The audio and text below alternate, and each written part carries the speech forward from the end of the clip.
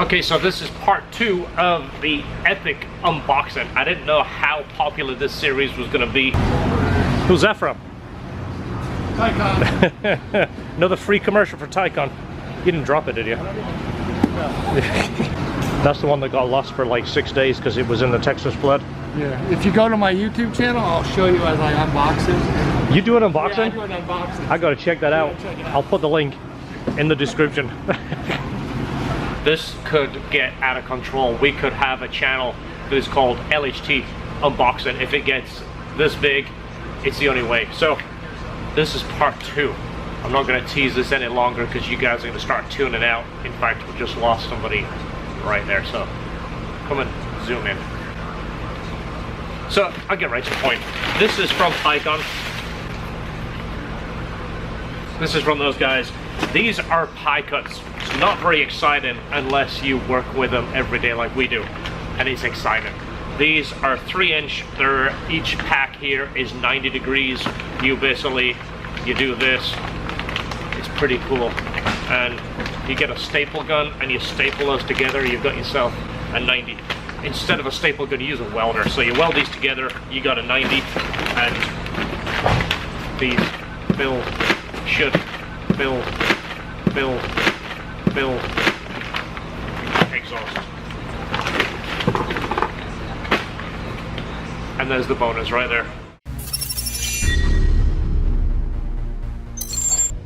Alright, so you remember this car before we did some tuning on this. It's here for a few more upgrades. It's getting a teen suspension, front and rear sway bar.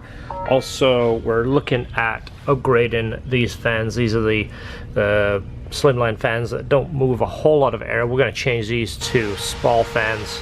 And there is a wiring issue in the headlights. The low beam isn't working, which this is the low beam. This is the high beam, this is the fog light. So we're going to look at that and see if we can address that so we can take care of some of these small issues. It also has an occasional starting issue, which it could be this wire here. This is the starter signal. It's got a little terminal on there that looks a little loose, a little bit wonky. So we'll take a look at that and see if we can address that. We'll make sure we've got a good solid 12 volts on this. If it's not this, it's not that. It's the starter.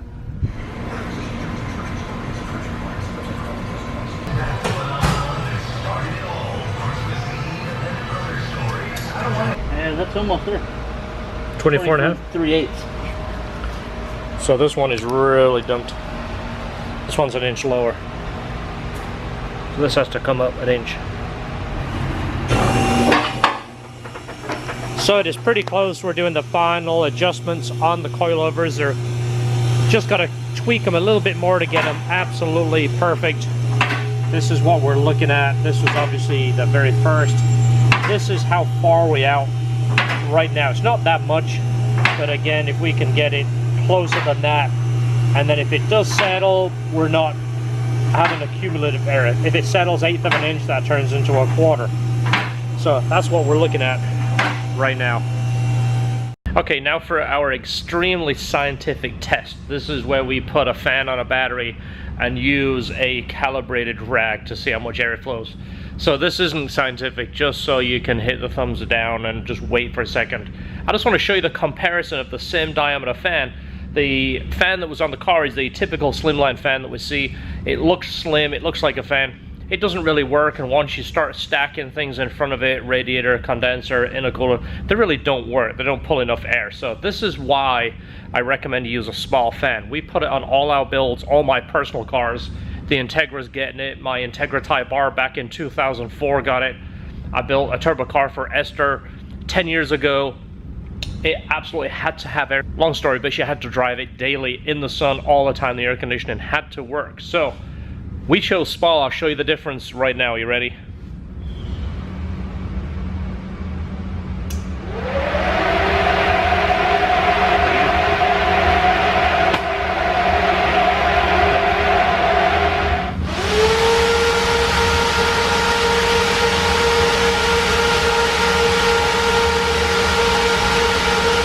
Alright, another S2000. This is an AP1 model. Esther actually met this customer this morning. I had a take your kid to school day, so she actually met the customer and he's super excited. He's excited about the car. He loves the car, and he was a little upset that he had to drive through so many love bugs. And Esther said she got that feeling that he hated leaving it with the love bugs sitting on there, which you've heard us talk about that in the past. I see they're blasted on the window. It's sunny, but it's not too hot right now. So what we're going to do is give this thing a quick wash, just so we get ahead of it, so we don't have those love bugs sitting on there. And the engine bay is pretty clean, but it's dusty. But we're going to give it our famous quick spruce. I'll just show you a quick before. I mean, it's not too bad. It's just kind of like dusty. I don't want to sit and rub it, because even though it's uncleared, you can scratch it and rub this in, then it makes it even more porous. So I'm not going to rub that, but you kind of see it's pretty clean. It's just dusty. So let's give it a quick wash, and we'll bring it inside. So how's that look? Quick engine bay clean with our signature super secret cleaners, and of course the outside of the car so much cleaner. We did our 10 bucket system. We'll talk about that in the future.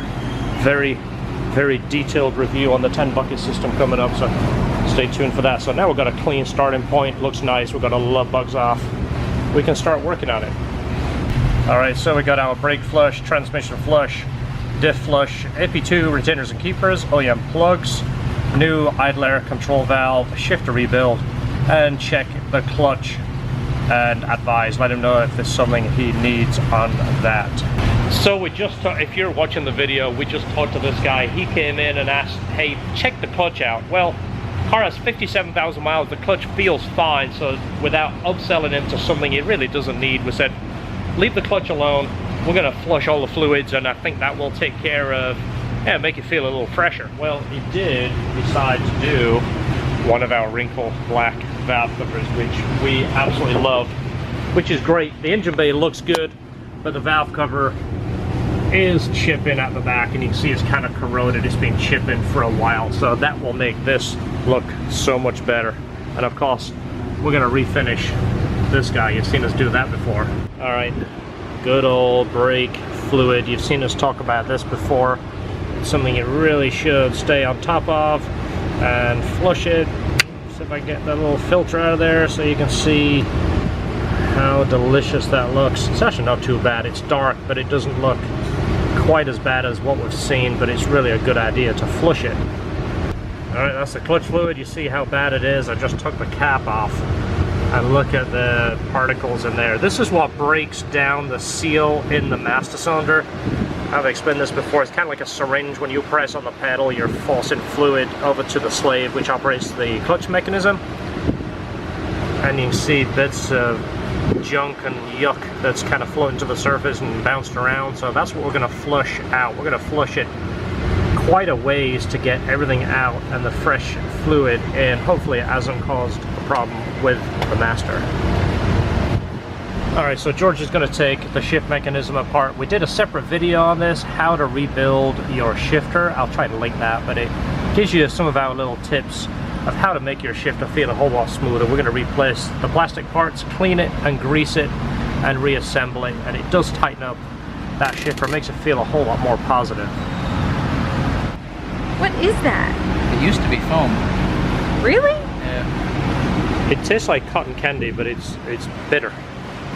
That's gross. Just bite it, don't pick it up. What? Break it. It's sticky too. Well, it's kind of like, you know, It's like- Play-Doh. Yeah, Yikes. it doesn't say in the instructions not to eat it, so you may as well take a bite. Yeah. But yeah, it gets kind of jelly. It is actually insulation foam Wow. around the shifter mechanism, but this is what it gets like. That's pretty. It goes slightly yucky. We'll have to look, see if we can put anything else around it. It's like a ring that goes around the shifter and the shift mechanism. Don't eat it. That was a joke. I'm going to have to put a disclaimer on there because somebody's going to bite it. Get sick. Somebody's going to go, I watched your videos and I ate that packing insulation. I felt terrible. The doctor told me that you were wrong. You Now were I wrong. can't don't watch your do it. videos anymore because you give me false information. I also ate the shift knob, almost choked on it. Didn't say in the instructions not to eat that either. You want to grab a trash can? I'll take it.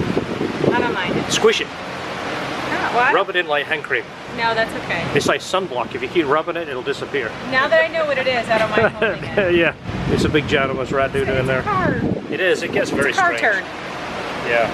The camera will. Oh, there we go. It's delicious. It does look like a cow turd. Yeah, definitely don't eat that. I think I said car turd, not cow turd. Oh, okay. All right, our famous. Are you ready for it? Aurora grease. If I get it right? I don't know. Somebody's gonna correct me. It's that grease. Well, when they correct you, we'll find them and correct them. Yeah. Aurora. So that's the new parts on the shifter with the new grease.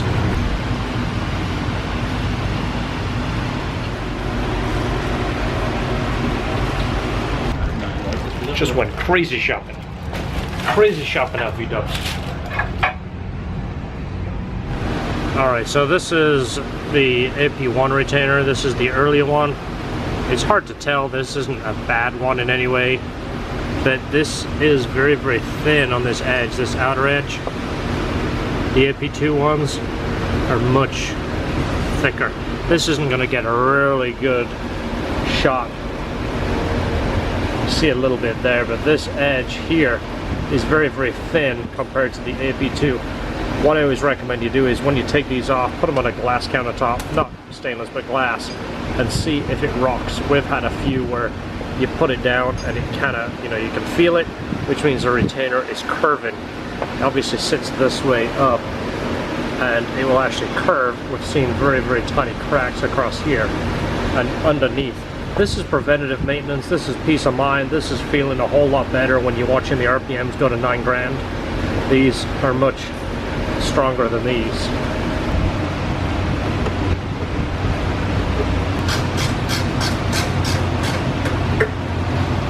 Alright, so the spark plug cover is refinished and it really suits that valve cover. Look how nice that looks. So we're going to change these to the stainless fasteners. So this is the way we do it. I'm not telling you that you should do it this way, but you should do it this way. So drain the fluid out. As you see, it leaves like a black residue on there and it's kind of yucky. What you use is a couple of Q-tips, keep cleaning that, work it out, get it all the way clean, so when you put the new fluid in, you've got less to mix.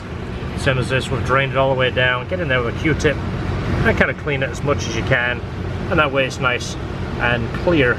It doesn't mix as much when you put the new stuff back in.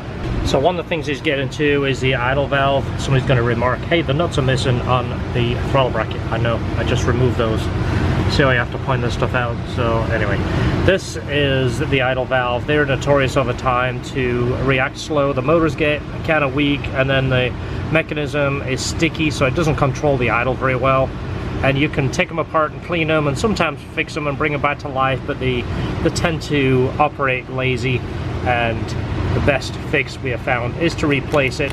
This is going to come off here, and then this throttle bracket will come off, and then you got the 2 bolts here. But the only one I recommend is the factory Honda idle valve right here. This is the valve, this is the mechanism. It almost looks like a horseshoe piece that is connecting the airflow, and this is the electrical motor portion, which again, it gets kind of slow and the idle will drop and it'll kind of hesitate, then it'll catch it and bring it back up, and then it takes a little while to stabilize it. This takes care of almost all of those problems, makes it idle so much better and smoother. Okay, all said and done. Look how pretty that looks. So we got the stainless hardware in there. This is just one of those things that we like to do. It kind of brings up the letter in here, and it's also like a telltale sign that we've been in there. It looks so much cleaner after doing the engine bay wash earlier. The paint is nice. We just got to start it, double check everything, let it learn the idle, and we should be good. We can call the customer and let him know it's all done. Okay, so we're warmed up and running. I'm just checking to make sure everything is doing what it needs to do. And one thing you'll notice compared to most AP1s is you turn the AC on and off. You'll notice that the RPM is stable. It's rock solid at the commanded idle. You see it comes down and it catches it pretty accurate. Well, this is something that AP1s never do very well. A lot of it is to do with the lightweight flywheel, and it has a mechanical idle air control valve. So between the lightweight flywheel, basically it revs up fast, it revs down fast, and the idle air control valve often cannot basically catch it. The RPMs come down quicker than the RPMs can equalize, and it'll rev down, rev up, and it'll kind of, you know, do one of these a couple of times, and sometimes even stall. So this is pretty accurate. You see that? It's still warming up. I just did the idle learn. So it's something I've noticed. You put a nice idle valve in there, a brand new idle valve, and if the batteries are low, I found even a bad battery will often cause that as a problem. So just one of our little tips, and again, I've noticed this over the years, and it's something that I've found that will fix it. It's kind of pricey, but a brand new Honda valve makes all the difference. All right, so we actually have the replacement sponge for the S2000. Remember the one that was all gummy and it looked kind of like a cow doo-doo? Well, this is the actual piece, so we can go ahead and take it apart and put this in. Again, it's just an isolator. It just stops some of the noise from resonating up through the transmission, but we're going to take that piece out and we'll put it in. We'll go ahead and show you. So this is the hole where the shifter comes through, and here's the new foam. So that new foam is going to fill that void in. I believe all we really need to do is just kind of tuck it in, and it should be fine.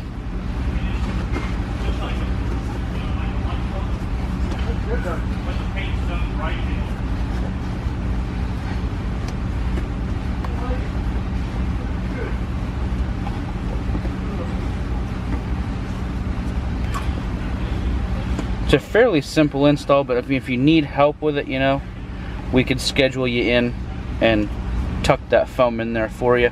But that's really all there is to it. It's just a nice trimmed piece of foam that fits in that hole. So with a rebuilt shifter, it's now nice and precise. There is very little slop. It just feels nice when you go through the gears. It's very precise and it's smooth because obviously everything's nice fresh grease. Always make sure that this operation is smooth.